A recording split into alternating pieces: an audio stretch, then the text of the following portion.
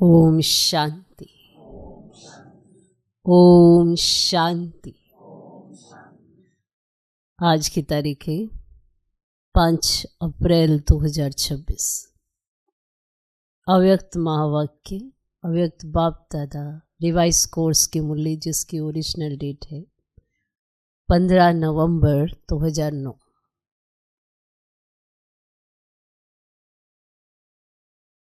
मुरली का सार: स्वराज्य की रिजल्ट चेक करके, स्वराज्य की रिजल्ट चेक करके स्वयं को चेंज करो और अखंड राज्य के अधिकारी बनो। स्वराज्य की रिजल्ट चेक करके स्वयं को चेंज करो और अखंड राज्य के अधिकारी बनो। स्वराज्य की रिजल्ट चेक करके स्वयं को चेंज करो। आपने देखा आपका अपने ऊपर कितना राज्य है, चेक किया, फिर उसे चेंज भी करो और अखंड राज्य के अधिकारी बनो। आज दिलाराम बाप अपने राज दुलारे बच्चों से मिलने आए हैं। कौन से बच्चे? राज दुलारे बच्चों से मिलने आए हैं। दुलारे क्यों हैं? जानते हो कि आप हर एक बच्चा 3 तख्त के मालिक हो? जानते हो? एक स्वराज्य का तख्त, दूसरा है बाप दादा के दिल का तख्त और तीसरा है भविष्य का तख्त।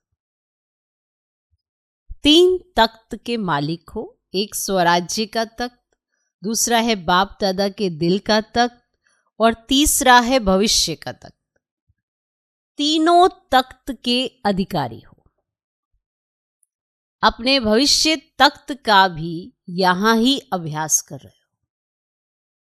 भविष्य की तैयारी व पुरुषार्थ अभी ही कर रहे हो। अब का पुरुषार्थ अनेक जन्म का राज्य भाग्य दिलाने वाला है। इस समय ही अपने राज्य भाग्य के संस्कार धारण कर रहे हो। इस समय अपने राज्य भाग्य के संस्कार धारण कर रहे हो, क्योंकि अब का पुरुषार्थ भविष्य के राज्य का अधिकारी बनाता है। अब का पुरुषार्थ भविष्य के राज्य का अधिकारी बनाता है। तो चेक करो कि इस समय अपना पुरुषार्थ यथार्थ है, क्योंकि अभी का पुरुषार्थ भविष्य का अधिकार दिलाता है। तो चेक करो कि इस समय अपना पुरुषार्थ यथार्थ है।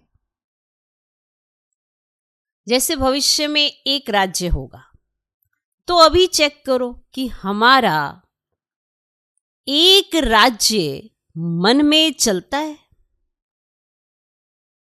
जैसे भविष्य में एक राज्य होगा, तो ये चेक करो अभी आप कि अभी हमारा एक राज्य मन में चलता है। तो वहां एक राज्य में जाएंगे, एक राज्य करेंगे। अगर अभी है तो वहां है, अभी के पुरुषार्थ में दिखाई देता है तो वहां है। पुरुषार्थ में एक राज्य है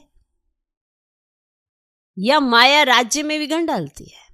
माना आप अपने ऊपर राज्य नहीं कर पाते, आप जो करना चाहते वो नहीं कर पाते, इसमें माया विघ्न तो नहीं डालती। एक राज्य के बजाय माया का प्रभाव तो नहीं पड़ता, 2 राज्य तो नहीं होते। भविष्य की विशेषता है ही एक राज्य की। तो अभी का अभ्यास भविष्य में चलता है। तो चेक करो कि अभी स्वराज्य है, आपका अपने ऊपर राज्य है। स्वराज्य में कहां माया दखल तो नहीं करती है। 2 राज्य तो नहीं है। अगर 2 राज्य चलता है तो एक राज्य के संस्कार कब भरेंगे? अगर 2 राज्य चलता है तो एक राज्य के संस्कार कब भरेंगे?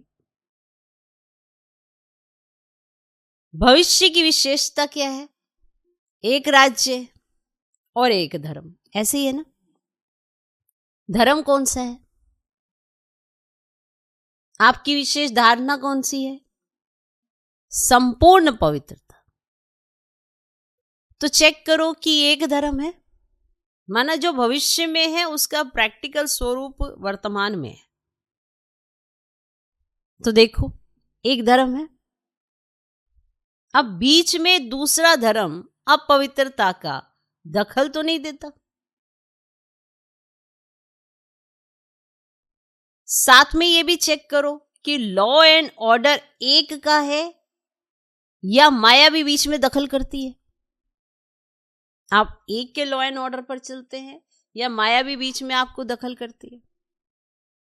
एक का राज्य निर्विघ्न चलता है, वर्तमान भविष्य की पहचान। तो एक का राज्य निर्विघ्न चलता है। और बात, राज्य में सदा सुख और शांति नेचुरल रहती है, वर्तमान फिर भविष्य। तो अभी देखो, अपने राज्य में सदा सुख शांति है, कोई दखल तो नहीं होता। स्वराज्य में माया अपना दखल देकर अशांति तो नहीं फैलाती। स्वराज्य में कोई सेल्वेशन, कोई प्रशंसा का प्रभाव तो माया नहीं डालती है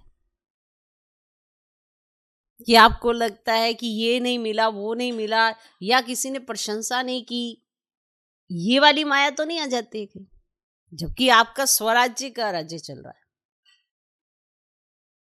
सदा सुख शांति आनंद प्रेम अतीन्द्रिय सुख कायम रहता है। सारे प्रश्न ही चल रहे हैं अभी, क्योंकि चेकिंग चल रही है ना, तो ये कायम रहता है। क्योंकि जानते हो कि भविष्य राज्य में सर्व प्राप्ति है, संपन्नता है, इस कारण संतुष्टता भी है। तो अभी भी स्वराज्य संपन्न रहता है कि कोई कमी रहती है? क्योंकि अभी के पुरुषार्थ में अगर कमी रह गई तो भविष्य अखंड राज्य के अधिकारी कैसे बने?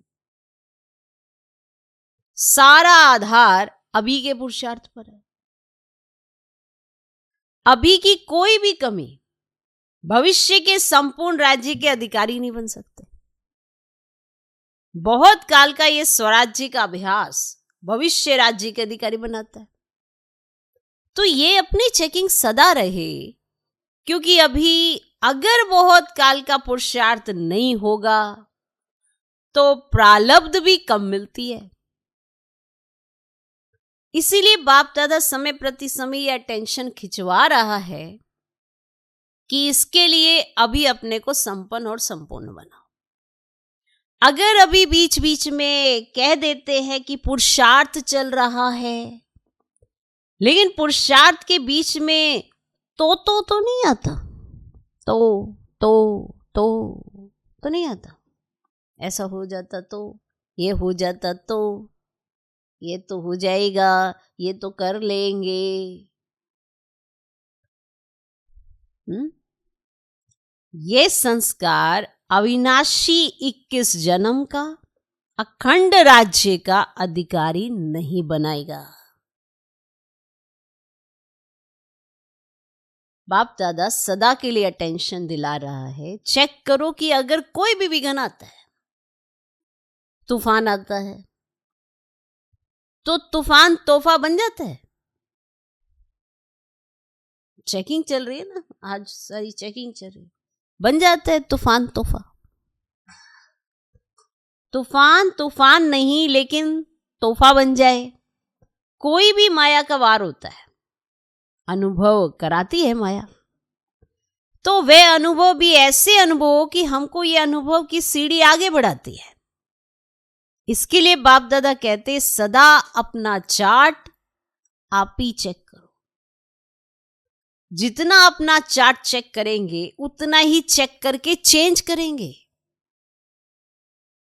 तो हर एक अपने चार्ट को चेक करते हो? करते हो? जो रोज करता है वह हाथ उठाओ। रोज करता है, कभी कभी नहीं।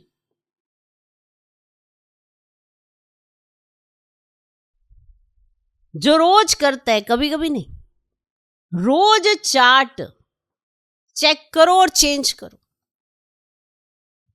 क्योंकि समय का इशारा बाप दादा ने काफी समय से दिया है। समय को देख भी रहे हो, मनुष्यों के मन में चिंता बढ़ रही है और आपके मन में चिंता नहीं, लेकिन प्रभु चिंतन है। प्रभु चिंतन होने के कारण आप सदा जानते हो कि हम निमित्त हैं, निर्माण है, क्योंकि करावनहार बाप है। हम निमित्त हैं, निर्माण है, क्योंकि करावनहार बाप है। इसके कारण आपके मन में चिंता नहीं है। करावनहार करा रहा है। ये स्मृति सदा आगे बढ़ा रही है। अभी विशेष हर एक को यह चेक करना है कि इस संगम युग का एक एक सेकंड समय और संकल्प शुभ चलता है। प्रश्न ही है। चेकिंग चल रही है ना, कि ये चेक करना है कि संगम युग का एक एक सेकंड समय और संकल्प शुभ चलता है। इस समय के महत्व को जान। एक सेकंड सेकंड नहीं है, लेकिन एक सेकंड की वैल्यू है, महत्व है। कभी कभी बच्चे कहते हैं कि संकल्प चला लेकिन 2-4 सेकंड चला, लेकिन संगम समय की वैल्यू है। और अभी एक सेकंड 1 घंटे के बराबर है। इतना इस समय की वैल्यू है, क्योंकि बाप दादा ने कह दिया है कि अचानक किसी भी समय आपका फाइनल पेपर होगा। बाप दादा भी बताएगा नहीं। इसीलिए इस समय का अटेंशन स्वयं को संपूर्ण और संपन्न बनाना है। स्वयं को संपन्न और संपूर्ण बनाना है। बाप दादा ने जो सर्व खजाने दिए हैं, उस एक एक खजाने को समय पर कार्य में लगाना है। खजानों के मालिक हो, और मालिक की विशेषता यह है कि जिस समय जिस खजाने की आवश्यकता है उस समय वह खजाना कार्य में लगाता है। आप ऑर्डर करो समाने की शक्ति को, तो समाने की शक्ति कार्य में लगती है। पूछ लिया, लगती है, क्योंकि मालिक उसको कहा जाता है जो समय पर अपने खजाने कार्य में लगा सके। तो अभी सभी को इतना स्व पर अटेंशन देना है। सबके अंदर खुशी का खजाना सदा ही चेहरे और चलन में दिखाई दे। खुशी अविनाशी बाप की देन है, तो अविनाशी बाप की देन को अविनाशी रखो। अविनाशी बाप की देन को अविनाशी रखो। खुशी के लिए कहा जाता है, खुशी जैसी कोई खुराक नहीं, खुशी जैसा कोई खजाना नहीं। तो जिसके अंदर सदा खुशी है, उनके नैनों से, चेहरे से, चलन से ऑटोमेटिक दिखाई देती है। नहीं दिखेगी?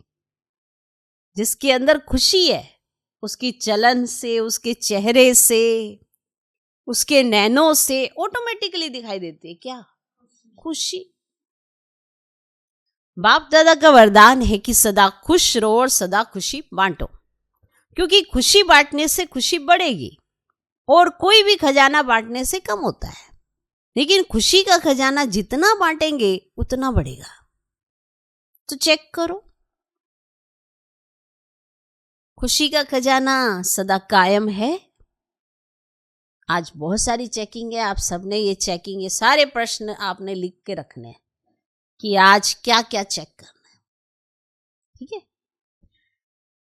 अभी सभी बच्चों को, चाहे देश चाहे विदेश, सभी बच्चों को बाप दादा एक बात की विशेष मुबारक दे रहे हैं।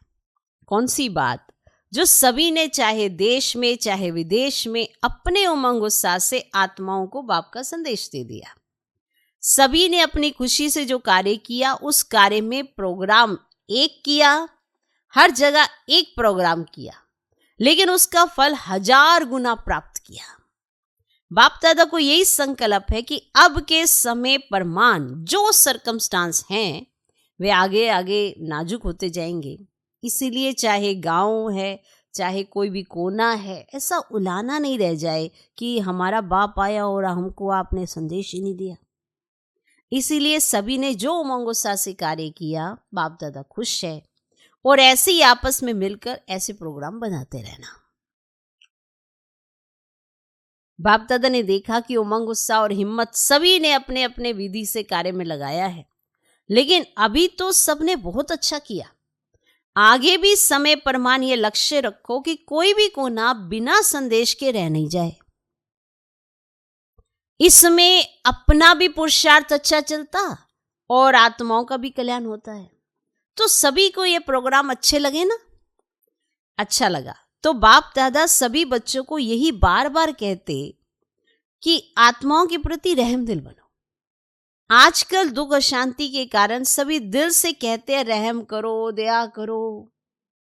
तो बाप के साथी आप बच्चे हो, तो बाप बच्चों द्वारा अभी हर एक बच्चे का रहम दिल का पाठ देखना चाहते हैं।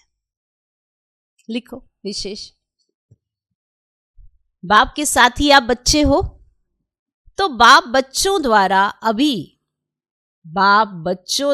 अभी हर एक बच्चे का रहम दिल का पाठ देखना चाहते हैं। आपका उमंग है कि दुख में संसार बदलकर सुख में संसार आना ही है। ये उमंग है ना आपके अंदर। तो सुख में संसार आने के लिए, ये दुख अशांति का विनाश होने के लिए हालतें बदल रही हैं। तो आज का यही बाप का संदेश याद रखो कि अब चाहे मनसा, चाहे वाचा, चाहे चेहरे और चलन से सेवा की गति बढ़ाते चलो, अपना राज्य समीप लाते चलो। अच्छा, इस बारी जो पहली बार आए हैं बाप दादा से मिलने, वे हाथ उठाओ। अच्छा, बहुत हैं, सभी उठो, मुबारक हो। फिर भी समाप्ति के पहले पहुंच गए, नया जन्म ले लिया। इसकी सभी के तरफ से अभी आने वाले बच्चों को बाप दादा और चारों ओर के बच्चों द्वारा मुबारक हो, मुबारक हो। ब्राह्मण परिवार को देख खुशी होती है ना, लेकिन जो भी अभी आए हो उन्हों को बाप दादा यही कहते, तो अभी बहुत समय बीत गया, बहुत थोड़ा रहा, इसीलिए पुरुषार्थ तीव्र करना है। तीव्र पुरुषार्थी आगे बढ़ेंगे, चलना नहीं उड़ना। उड़ती कला का पुरुषार्थ करेंगे तो बाप का वर्षा देर से आते हुए भी पूरा अपना हक ले सकते हो। हर सेकंड खुश रहना, ठीक है, हर सेकंड खुश रहना और सभी को पैगाम देना, संदेश देना। अच्छा, आज जो बाप दादा ने कहा कि स्वराज्य अधिकारी बन, स्वराज्य की रिजल्ट चेक करो, वह चेक करने से कोई भी कमी को बहुत समय से चेंज करना है, क्योंकि बहुत समय अखंड राज्य चले इसकी आवश्यकता है। बहुत समय का पुरुषार्थ, बहुत समय की प्रारब्ध के स्वतः ही अधिकारी बनते हैं। इसलिए अंडरलाइन बहुत समय का पुरुषार्थ हो, देख लो, बहुत समय का पुरुषार्थ चाहिए, इस पे अंडरलाइन कर लो। चेकिंग करो और चेंज करो, अपनी चेकिंग करो, ऐसे ही अलबेले में खुद को नहीं छोड़ना। चेकिंग करो और चेंज करो, क्योंकि अपनी चेकिंग जब तक नहीं करेंगे हम बदल नहीं सकते हैं। जो जो अपनी चेकिंग करते रहते हैं, बदलाव भी उन्हीं में देखने में आता है। चेकिंग करो और चेंज करो। चारों ओर के बाप दादा के दिल तख्त नशीन हर एक बच्चे को बाप दादा रोज अमृत वेले विशेष शक्ति बांटते हैं। बाप दादा विशेष वरदान शक्ति बांटते हैं। जो अमृत वेले की शक्ति विशेष वरदान स्वीकार करते हैं वे विशेष तीव्र पुरुषार्थी बनते हैं। अमृत वेले का महत्व रखना अर्थात बाप दादा के सदा तख्त नशीन बनना। अमृत वेले का महत्व रखना अर्थात बाप दादा के सदा तख्त नशीन बनना। तो कई बच्चों का अटेंशन है और बाप दादा रोज उन्हों को खास सर्टिफिकेट देते हैं। वाह बच्चा वाह। चारों ओर के तीव्र पुरुषार्थी हर समय बाप दादा को अपना साथी बनाकर कंबाइंड रहने के अभ्यासी बच्चों को बाप दादा विशेष वरदान दे रहे हैं कि सदा उड़ते चलो और दूसरों को भी उड़ाने का सहयोग देकर उड़ाते चलो। स्वयं भी उड़ते चलो और दूसरों को भी उड़ाने का सहयोग देकर उड़ाते चलो। सभी विजयी हैं और विजय का फल बाप दादा की हर समय दुआएं प्राप्त होती हैं। सभी विजयी हैं और विजय का फल बाप दादा की हर समय दुआएं प्राप्त होती है। तो अमर बन सबको अमृत पिलाते रहो। चारों ओर के बच्चे बाप दादा के सामने हैं। हर बच्चे से बाप दादा को दिल का प्यार है क्योंकि हर बच्चे में कोई ना कोई विशेषता है। अभी सर्व विशेषताओं से अपने को विशेष आत्मा बनाए आगे बढ़ते चलो। बाप दादा का हर एक बच्चे को पर्सनल पदम गुना याद प्यार स्वीकारो। पर्सनल पदम गुना याद प्यार स्वीकारो। अच्छा अभी तो मिलते रहेंगे। नमस्ते।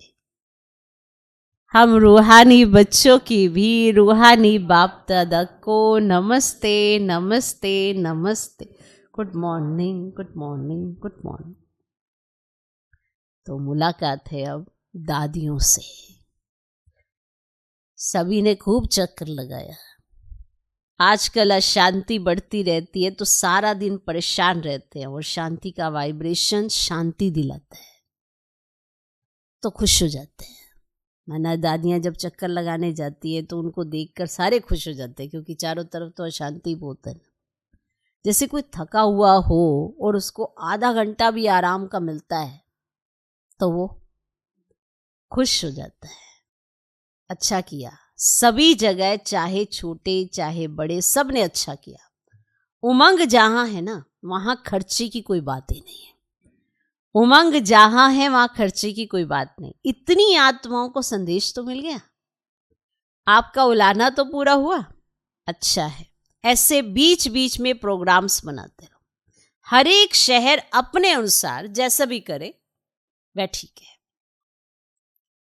डबल विदेशी बड़ी बहनों से बाप दादा को ग्रुप को बुलाकर रिफ्रेश करना ये अच्छा लगता है क्योंकि वहां बहुत दूर दूर रहते हैं। अब नजदीक आने से एक दो के गुण दिखाई देते हैं। दूर दूर में पता नहीं पड़ता तो एक दो को देख करके उमंग भी आता है। तो आबू में ये प्रोग्राम अच्छा लगता है और एक दो में उत्साह भर के संगठन पक्का करते हो। ये अच्छा है।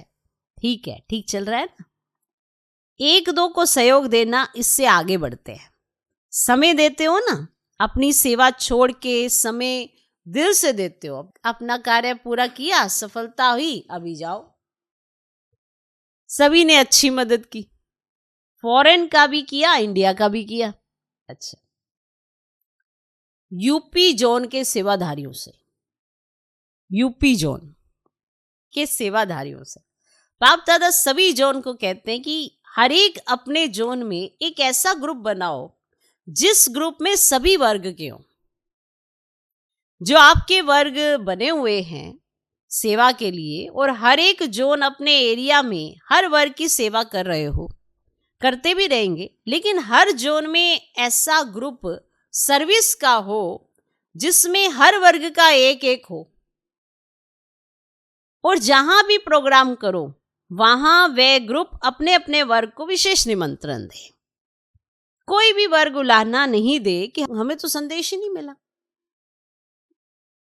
वर्ग समझते हो? विंग होते हैं, विंग बनाए गए हैं अपने, जिसके अंदर सारे ट्रांसपोर्ट वाले, स्पोर्ट्स वाले, इंजीनियरिंग वाले, ये सारे विंग हैं। माना ये वर्ग हैं, माना अलग अलग जगहों से, फिर वो एक ऐसा ग्रुप बना लो जिसमें सारे वर्ग के एक एक करके एक ऐसा ग्रुप तैयार कर लो। वो कह रहे हैं बाबा कि कोई उलाना ना दे कि हमें तो बताया ही नहीं गया। और हर एक जो वैरायटी ग्रुप बने हैं वे सेवा भी बढ़ाएं और अपने वर्ग की, और साथ में हर एक अपना अपना अनुभव सुनावे कि हमारे को इस नॉलेज से क्या मिला और क्या अनुभव कर रहे हैं। अब देखना बाबा विधि भी बताएंगे। तो हर जोन में ऐसा सेवा का ग्रुप तैयार करो, ठीक है। एक ऐसा ग्रुप बनाए जिसमें सारे विंग के हैं, सारे वर्ग के हैं, ठीक है। तो चाहे भाषण करने का टाइम इतना ना भी मिले, लेकिन उनको फंक्शन के समय पीछे लाइन में बिठाकर उनका परिचय स्टेज सेक्रेटरी देवे। कुछ क्लियर हुआ? स्टेज बनी है ना, भले उन्हें भाषण करने का टाइम नहीं हो, क्योंकि लिमिट होती है, 2-2 3-3 मिनट बोलना होता, ठीक है। अब उन्हें मिल नहीं रहा भले भाषण, लेकिन उन्हें बिठाओ और फिर जो सेक्रेटरी है वो उनका परिचय दे कि ये कौन बैठे हुए हैं। क्लियर हुआ? ये भी बाबा बताता है। 1-2 का अनुभव भी रख सकते हो, माना किसी एक का बीच में उस अनुभव रख दिया 2 मिनट का, तो उन्होंने सुना दिया, तो फिर सबको माना प्रभाव पड़ता है ना। और परिवार में रहते फिर वो अपना अनुभव सुनाएं कि परिवार में रहते अपना कार्य करते हुए हमारी जीवन कैसे बीती और कैसे बदली, वे अनुभव चांस लेकर टाइम हो तो सुनावे। अगर समय है, आपने जो लिमिट रखी उसके हिसाब से, जैसे सबको 2-2 3-3 मिनट या 4-4 5-5 मिनट दिए जाते हैं, सबने सुनाना होता है, तो ऐसे अगर टाइम बचता है तो उसमें किसी एक का, ऐसे ही किसी भी वर्ग में से किसी का भी निकाल के, क्योंकि वो एक ग्रुप है, अलग अलग वर्ग के आगे एक ग्रुप के अंदर। क्लियर हो गया? तो वो आके अपना अनुभव सुनावे कि कैसे हमने परिवर्तन किया। तो ऐसे विशेष माइक तैयार करो जो सेवा करता रहे, ठीक है। क्योंकि वो जब सुनाएंगे कि हमने ऐसा किया, हमने ऐसे, जैसे बिजनेस विंग है तो वो सुनाएंगे कि हमने बिजनेस में कैसे, किस तरह से इस चीज़ों को अप्लाई किया, तो फिर दूसरों पे प्रभाव पड़ता है। ओके, अच्छा है यूपी ने विशेष ब्रह्मा बाप की पालना लेने का अधिकार प्राप्त किया है। यूपी में ब्रह्मा के नाम से यादगार भी है, तो यूपी का भाग्य है तो जगत अम्बा ब्रह्मा बाबा की पालना ली है, तो पालना की धरनी है।